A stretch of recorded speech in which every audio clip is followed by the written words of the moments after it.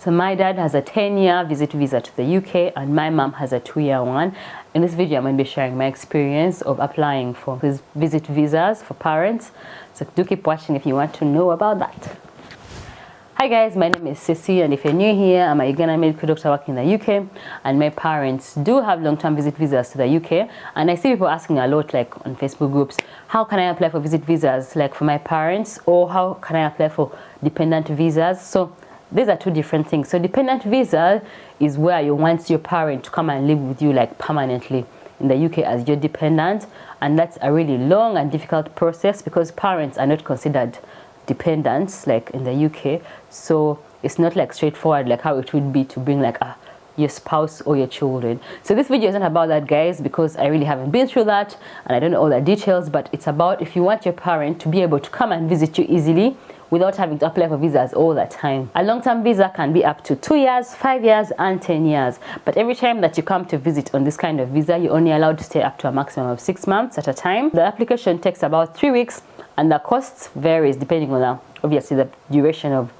the visa, and it's £376 for a 2-year visa, £670 for the 5-year visa, and £837 for the 10-year visa. I'll link the gov.uk website below so you can go and have a look because they do keep changing every year and like increasing every year. So that's how much the visa costs and that's how long it takes to get it. So both my parents had come to the UK to visit several times before I even ever came here. So that was an advantage on their part, but it's not compulsory at all.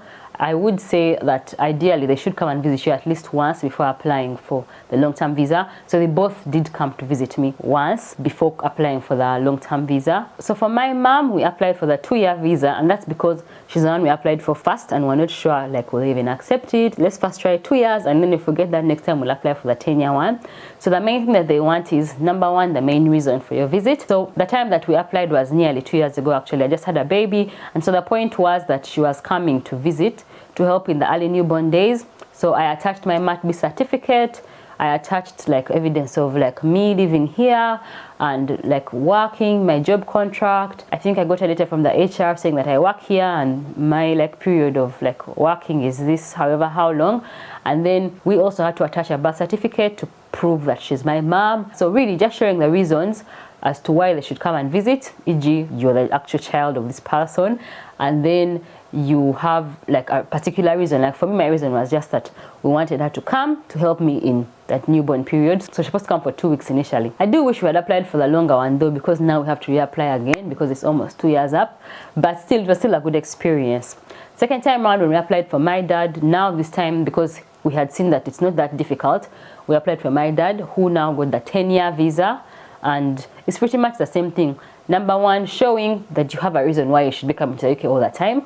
So again, we attached my birth certificate that he's my dad and he's like coming to visit me, and then they want proof of your like previous history of travel, so he'd come like a bunch of times, so that was easier as well. And then they also want to show in general for both visa applications, they want to know a proof of funds. So if you're going to be funding your parents, then you're going to have to attach your bank statements, and then it's up to you to determine how much money you think the trip is going to last. So for instance, your parents are coming to visit you for like 2 weeks or 1 month, you only have to show funds for that period, so only for 2 weeks, not for like 2 years or 5 years or 10 years. It's just for that particular period that they're coming to visit that you have to show. So if they're going to be staying with you, then you just have to say that they're going to stay with you, or if you're going to attach like maybe hotel bookings, you do that as well. So then we did that, put all like the financial proof things. So personally, I was not funding my parents.